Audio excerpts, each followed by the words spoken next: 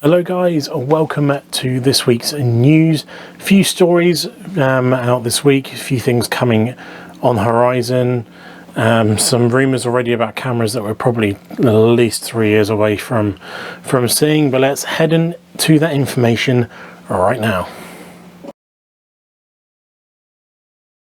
So first bit of news this week is there was finally an update for the R1 and the R5, but it wasn't what people were hoping for. It was just a very basic update with optimization when the camera temperature warning is displayed, and fixed a problem where the subject could not be properly focused during AF in certain zoom ranges. That one's quite a good important one for sure. So that's good that that's being fixed, but it wasn't as big an update as, from what I could tell, everyone was hoping for. Next story is Canon have announced that there are a V1 or 2V cameras coming. So this is the 26th, 3rd, 25. So literally this week. We're assuming, by the looks of it, it's going to be the R50V, which should be coming around at $650 and will be kitted with a new lens. That'd be interesting to see. Potentially a 15 to 30mm, and then the PowerShot V1, which has been announced for the Asian market back in February. They're hoping to now, this is going to be the more global launch of it. It's going to be a 22 megapixels type 1.4 dual pixel AF sensor, 16 to 50 equivalent, f2.8 to 4.5, 4K 30p from 5.7 K there. You've got 4K 60 with a 1.4 crop, up to 30 frames a second in stills and e-shutter mode, cooling fan for extended video recording, wired and wireless video streaming, multifunction hot shoe for flash and audio accessories, and fully articulated rear touchscreen. So that's what they're hoping to come out from this, but we'll have to wait until the 26th to find out. Now, Canon Rumors has done their top 5 picks of the best mirrorless cameras from Canon in 2025. Number 1, unsurprisingly, is the R1. In there was the big boss of mirrorless cameras. Number 2 is the R5 Mark II. Also unsurprising that that's coming number 2. Number 3, the R6 Mark II. In VDS best friend, this is a very good camera. But you can just see what comes from the R6 Mark III when that comes through later this year. Number 4, the R8. Not used as camera. It's not something that's really ever appealed to me because I had the R6 and that was a better camera. So maybe I'll get this at some point to review.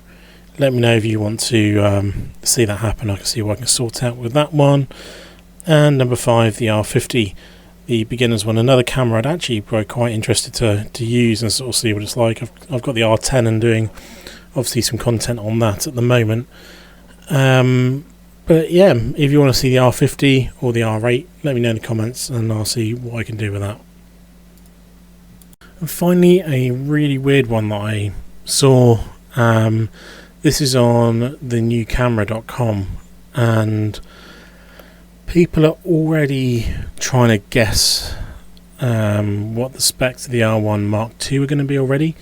Now, let's be granted, the R1 only launched the end of last year, just over 4 months ago, and people are already looking at what the Mark II should be coming with, expectations in brackets there, and they're obviously talking about global shutter. So I was very surprised that this Mark 1 didn't come with the global shutter, especially when Sony, as they do bring up the Sony in this, the Sony 9 III came out with a global shutter literally like a month or two before.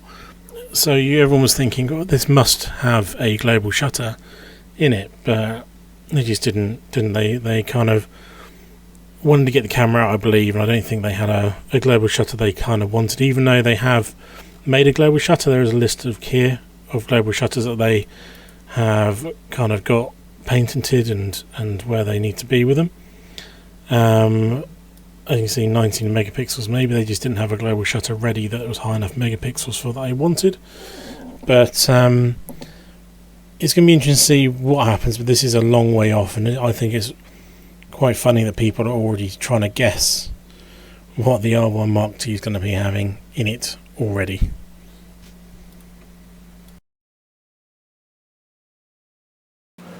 So that's the top stories I could find from last week from Canon.